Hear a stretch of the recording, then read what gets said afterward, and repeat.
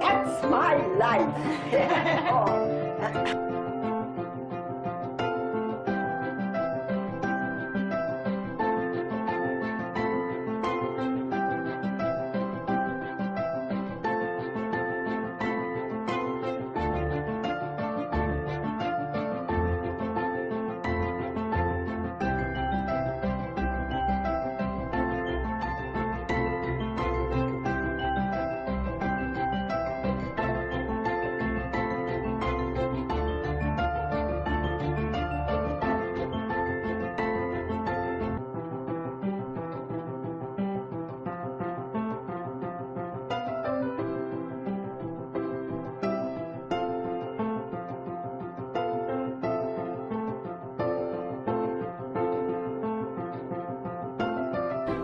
We never seemed to have a lot of money, but we never seemed to not have enough.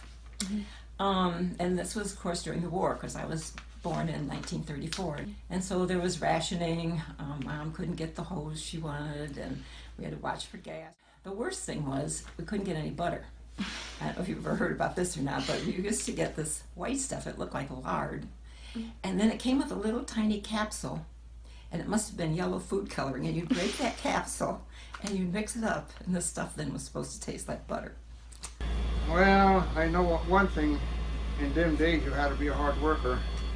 Try to raise 4 girls and a boy in them days, I mean, in the Depression, I mean, it was tough. And my mother, she spent all her time home, washing, you know, they never had washing machines then. We wash clothes by hand with a scrub board.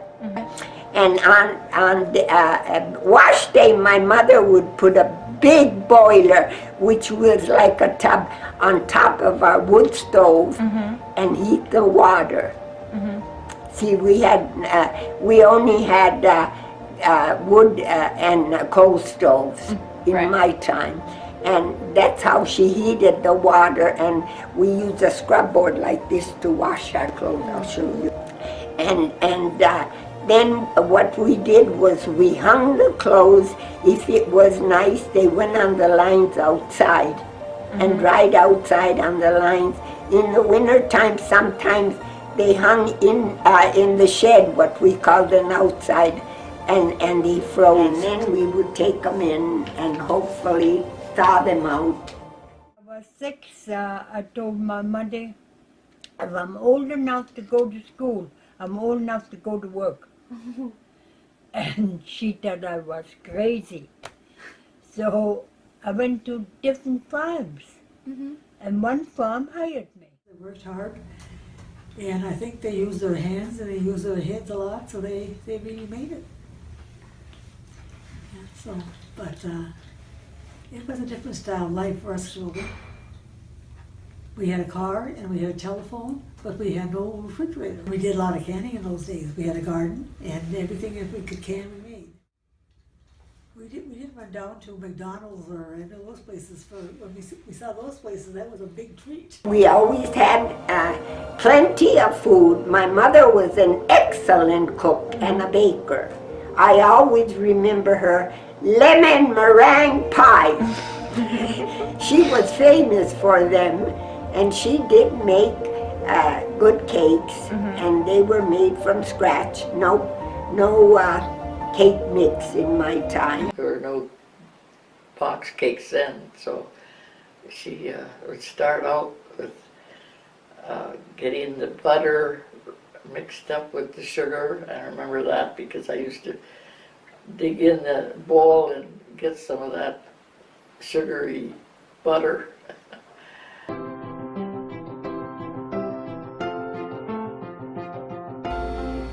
Back over here, there's a dam that the mines had years ago for water. And when that would freeze, we used to clean that dam off and skate on there. And every time it snowed, we had to go on and clean it off. There's no roof over it, or there's no one that would come and flood it for you. You had to do all that yourself. It was a lot of fun, but we used our imagination. Where we went was, and you hear so much about the Quincy smelts now in Ripley. Well, the buildings were idle then. But we'd go down there and play in the buildings and set up our offices. But there were watchmen there, and there was a nice one that would let us stay, but there was another one that would kick us out. I spent a lot of my high school childhood underground. I used to go to these old mine shafts, and that was my playground. The other kids were swinging on the swing, and I was swinging on a rope. Mostly underground, that was, and hunting. Outdoors. Spent more time in the woods than I did at home. My grades proved that. So, and then the rest of the mines, in and out. Looking for copper, that was my money to go to the show on Saturdays.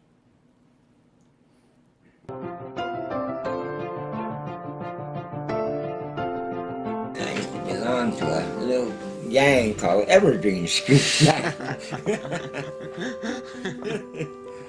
And we were a little bit mischievous, you know, but not too bad. I mean, you know, like one of the old mine shafts, we used to go in there and run around and play in there, and we used to get chased out from the mine shaft. What are you kids doing here? Ditches were full of water.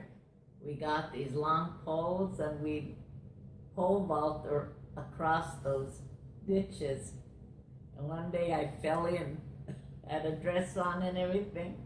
I had to go to my grandma's across the road to have it dried. I loved chemistry. Not scientifically. I just like the idea of making fireworks or stink bombs or things like that. And it got to the point where I had my own room at home, and it got to smell so bad that it was permeating the house. And my father put his foot down one day, and that was the end of it. I almost blew the room up one time. I made something that would be akin to nitroglycerin, but not as strong. And I guess he decided that was it. So it spoiled my life.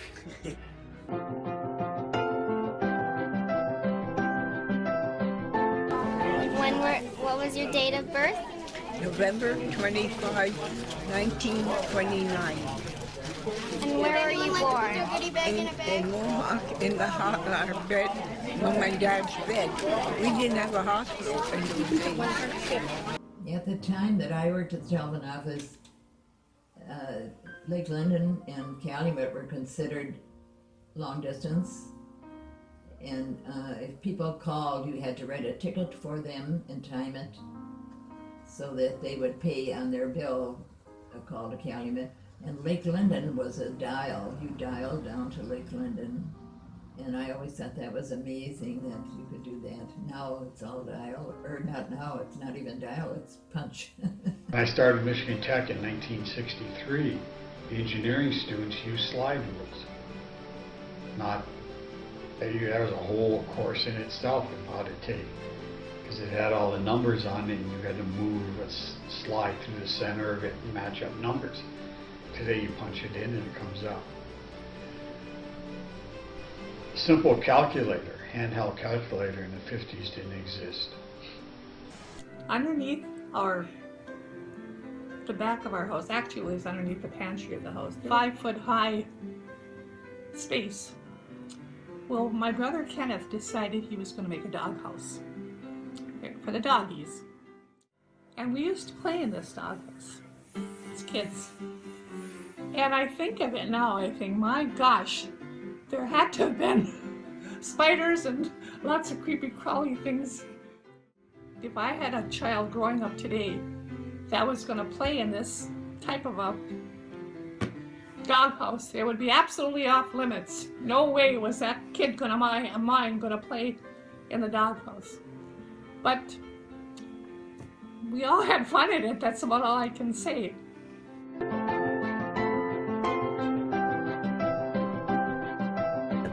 In those days, it was mainly just to be home for supper. Otherwise, the world was yours. Yeah, this is some of the things that I would do that I would be very nervous of for my own kids and grandkids. But was going down Birch Street, which was a terribly high street, and you can't stop it. So I ended up having to tip it over. going down the hill because you're crossing M203, and then after that you're in the water. So that was some of those things you do as a kid that, and even as a youngster, that you, as you get older like I am, well, you get a little worried. At their house one time, I remember my grandmother was having a mixed drink, and I think it was a gin and tonic or something. So I asked her if I could have some, and she said, sure, go ahead. So I helped myself to some gin, too much gin, and I think I got sick, but I guess it served its purpose. I can't drink gin to this day, so it was, I guess it wasn't a bad thing. Can't do that nowadays.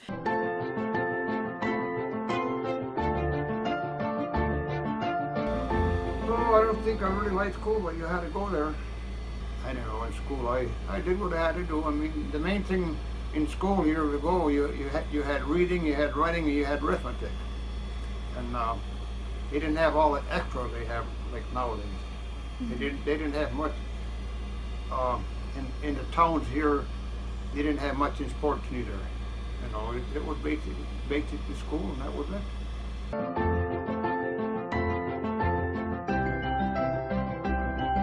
We respected the old people in my days. Never ever sassed my mother or father. The one-room school in Laminga, I kind of felt sorry for the teacher because the kids were pretty wild.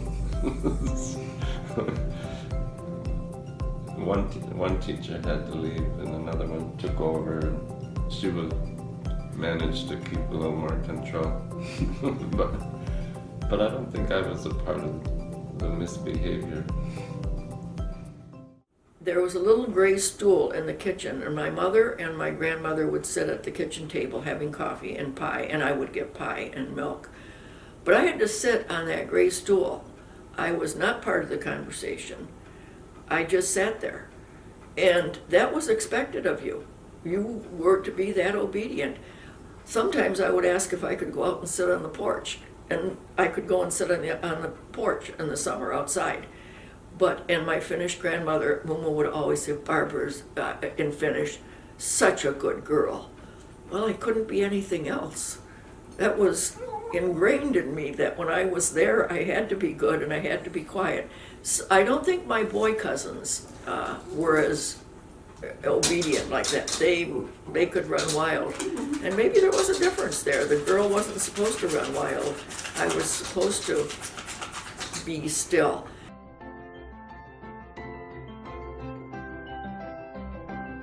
Our school was interesting. It was a very small school. We did have 8 grades in it, but some of the rooms had 2 or 3 classes in one room.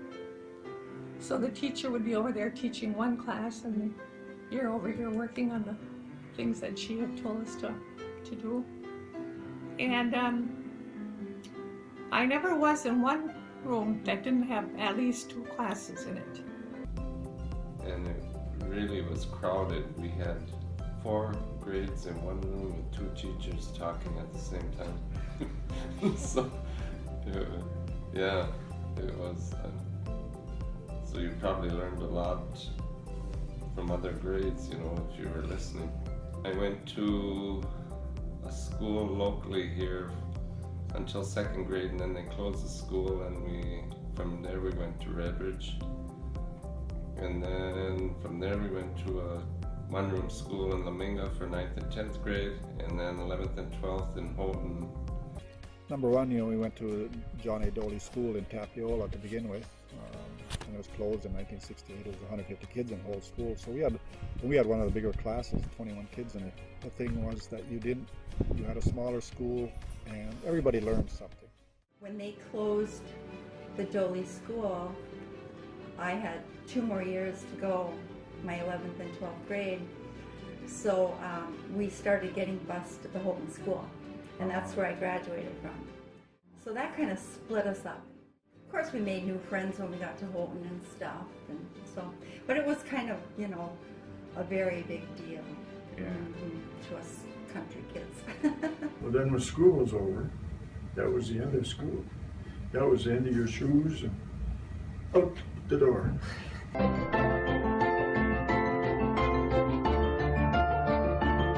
I'm a full-blooded Finn. My mother was a full-blooded Finn, and my dad come from Finland. My mother was born in this country, though, and my dad come to this country in 1903. My dad, his parents came from Finland, and they had a real weird name, which I can't even pronounce hardly, but they changed it when they moved to Michigan. And they came to Tapiola because my grandpa was a farmer. When I was a child, I grew up in Bruce Crossing where, maybe 90% of the people were Finnish background. So then there was my mother's family. We were my mother's mother was the Irish Catholic in this very Lutheran town. And so as a child, I didn't realize that being Finnish was like an ethnic group. I thought that was the world, and I thought my mother's mother was the anomaly. And it was much later that I realized that I was Finnish at all. I mean, it was just so pervasive in my community, I didn't realize that part of it at all. I identified as being Irish as the ethnic part of me. Growing up, you were Finnish, but there were other Finnish people, and your parents still had Finnish friends. So you didn't notice it so much that you were Finnish. But then, after college and starting to teach, and now you're away from this big Finnish families, then you realize there weren't that many Finns. Now I was in a group where I was the only Finnish person. I did insist that my children knew they were Finnish, or part Finnish. I was raised in a Finnish community here, and I am half Finn. My dad was a Finnish. Obviously, my mother wasn't, but due to community, I consider myself being more Finnish in ethnicity than anything else. She was English and German. The Finnish part of the family was very important. The Welsh side of the family, my father's, I loved my Welsh grandmother, but we didn't get into history of Wales or things like that. I've often talked with people about, when they come from a family where one parent was Finnish, or sometimes maybe one grandparent was Finnish, and it's amazing how many times it seems that Finnish side just kind of pushes its way to the front. I don't know why it is, but it certainly was the case in my identity, that even though I had a lot of people from my mother's side of the family who were into family history and everything, and I appreciate all that, it's that Finnish part just keeps coming to the forefront. Education was stressed, definitely stressed, very strongly. The other was doing your best because you were Finnish. It did not mean, it wasn't taught in a way that you're better than anyone because you're Finnish, but you must do your best because you are Finnish. Doing things that they would have been doing in Finland, like woods work and stuff, that was a big, that was what my great-grandfather did in Finland, and he brought over much of that, and the hunting and things like that. Yes, those are very big in my life, or have been, and I was brought up that way. There was a lot of Finnish spoken, and my older brother, I guess, could speak it a little bit. My other brother, Bruce, didn't, and I didn't. But I do remember phrases in Finnish, and pronunciation is easy to remember too. But I used to always ask my grandfather to come and eat by saying "Tulgaan syömään." I still remember that. They used to like to speak Finnish so we could understand them. So that was interesting. But they didn't discourage it, but they didn't encourage it for sure. And we didn't make a big effort to learn Finnish. We certainly were proud of it. We didn't have any question about that. I take great pride in being who I am. I realize after making a trip to Finland, in the area where my great-grandfather came from, that it's very, I know now why I was raised the way I was raised. They are not known as particularly affectionate people. They always say a Finnish hug is a handshake. So when we grew up, our parents did not tell us, I love you, like these later generations. you assumed that they love you because they took care of you. That was an assumption, but it wasn't, they weren't, they didn't demonstrate the love as much. Finnish American identity is a very important part of the Upper Peninsula's history and current culture, in particular the western end and this area known as the Copper Country. About 1/3 of the residents in these counties claim Finnish ancestry, according to the last census records. Even today with terms like sisu. Sisu is becoming a Yooper term, and I think it's one of those things that can be credited to this enduring Finnish American culture that we have here. Like that word sisu that the Finns use, never giving up, always going on, no matter what the circumstances, you continue on. I've got that good Finlander sisu. That is guts.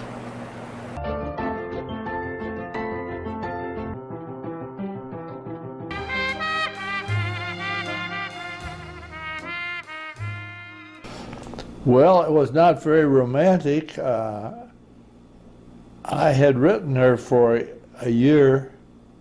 She wrote very good letters. One evening, I asked her what she was due when she finished her master's degree, which she was working on. And she said, I asked her what she was going to do, and she said she didn't know. And I said, well, how would you like a marriage? And she said that sounded good. And so that's how we were engaged. And we were married for 65 memorable years. 65 years. And asked him where Hughes Hall was, and he walked with me a little bit. And during that time, he asked me if I would go out with his roommate that Friday, that there was a fraternity party. And I thought, the big dope, he's asking me to go out with his roommate, and I want to go out with him. He had a sports jacket on that looked nice, and he had a really nice looking tie on. And I said to him, I really like your tie. It was so nice, and that just really flattered him, and he wanted to know if I wanted to go out. And then he said, well, I got to work over the week, so maybe next week I'll give you a call. And I thought, oh, he won't call me, but he did. I met my husband in high school. We were high school sweethearts. It was in French class, and he was the only male in the whole class, and he ended up sitting next to me. I took French as a senior in high school, and it was all girls in the class, and I sat next to Sharon Pardini. I ended up thinking that was a pretty good idea. Neither one of us learned anything in French class. My line is, the only thing I got out of French class was a husband. She used to work at the Crown Bakery in Holton. And I had a crush on her, but I didn't have enough guts to talk to her. I was real shy. So I used to go to the bakery every day just to see her. At least I could look at her anyway. I couldn't talk to her. I was about 18 years old, maybe 19. But I kind of felt foolish just going in there and not buy anything. So I'd have to have a good reason to go in there during the lunch hour. So I'd go and buy a pasty. And then I was eating pasties for about 3 weeks every day, and that got a little old. And I was starting to put weight on. So I changed over to cream puffs. Every day I'd go in there and order a cream puff. I gained more weight. So I finally had enough guts. I met her up Salt Range one time. She was coming out of a grocery store. And I finally had enough guts to talk to her. On our first date, I showed her how to shoot my .22 revolver. Isn't that romantic? Okay, here's some wedding pictures here. Here's the one I like the best right here. That's when we got married. We had a dance in Okanagan. I like that picture there. It tells me almost that we were in love.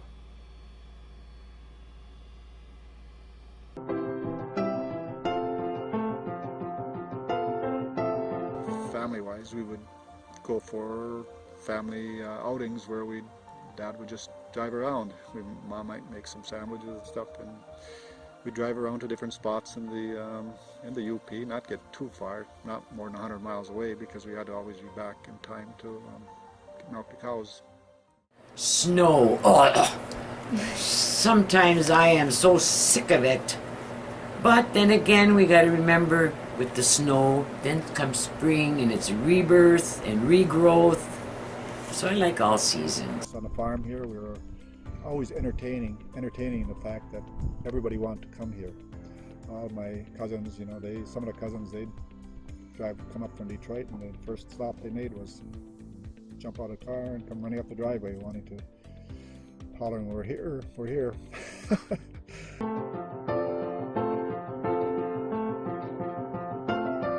1974, when I got out of college, that's where the hiring was, so that's where you went to work. And worked in different places in the United States.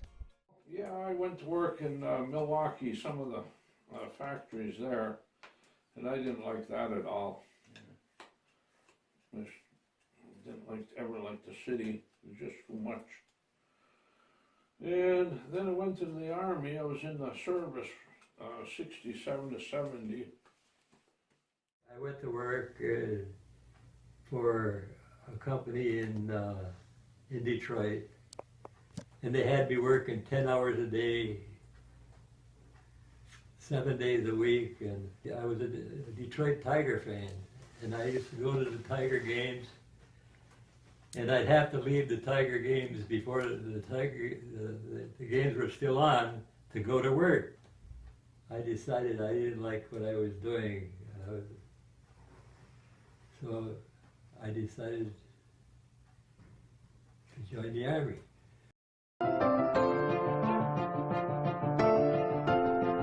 After the Korean War, I went to Detroit and worked in the factories, auto factories down there. Yeah. But then the work slowed up, and I come back up here, and then I went in the mines, worked in the copper mines. I stayed there, I worked in there until it folded up in 1967. I went to Detroit to find a job, but then I bumped into a lot of people when I was down there who was my age and a little bit older, who couldn't wait to retire and move back to the UP.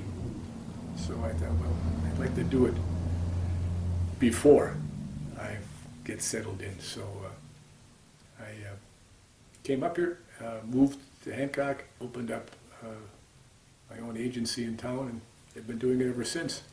And I worked for Butler Enterprises, which owned Denny's restaurants, and I traveled around the country for them.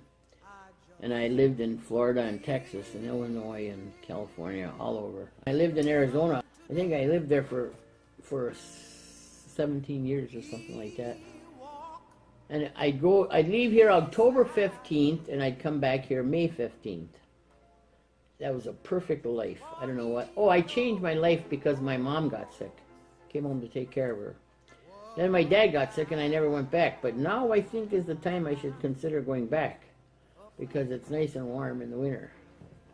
And we don't have to put wood in the stove, because we don't have no wood stoves in Arizona.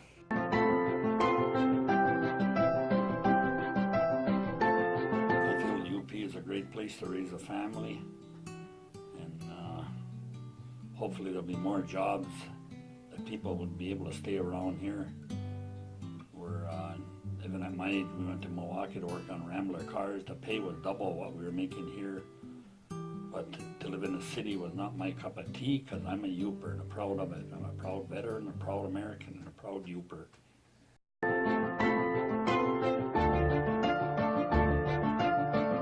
Like I said, I've seen a lot. If you do hard work in life, you appreciate what you got. Like I did a lot of hard work in my life, and what I got, I enjoy it.